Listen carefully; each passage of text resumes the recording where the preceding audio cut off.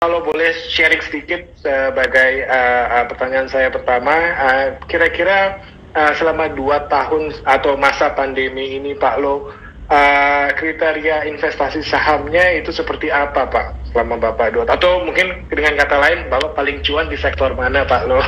Dan mungkin bisa diberikan sektor-sektor yang menurut Pak Lo cukup menarik selama 2 tahun terakhir ini Pak Lo. Silakan Pak Lo.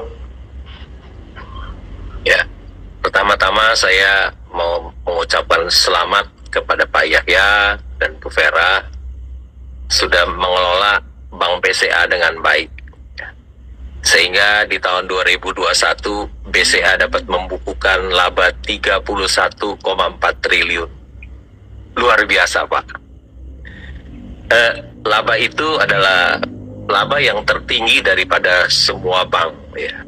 Bahkan BRI, Bank Mandiri, BNI, dan bank-bank swasta lain semua tidak ada yang bisa membukukan laba sebesar Bank BCA. Luar biasa, Pak. Juga saya mengucapkan selamat karena BCA sangat paling dihargai di Bursa Efek Indonesia. Pada saat ini sekarang kapitalisasi pasarnya sampai 952 triliun. Jadi BCA adalah perusahaan atau bank yang sangat dihargai oleh investor di Bursa Efek Indonesia. Tadi pengalaman saya tahun 2 tahun ini ya Pak.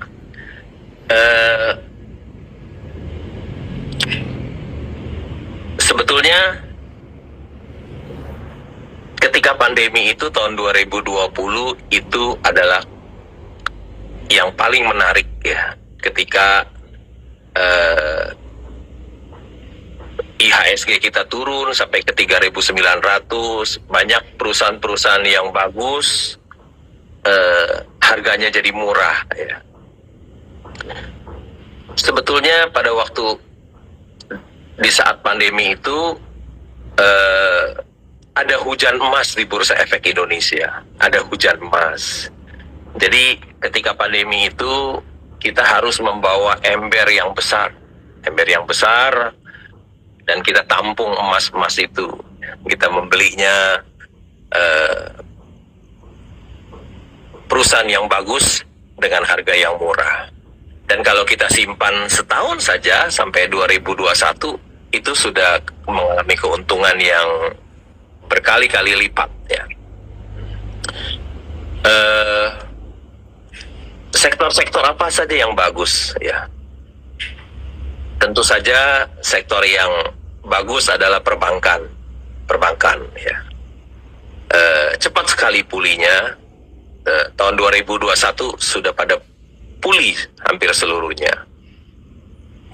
Kemudian komoditas ya, seperti batu bara, harga batu bara biasa $50 per ton, naik sampai 200 lebih per ton.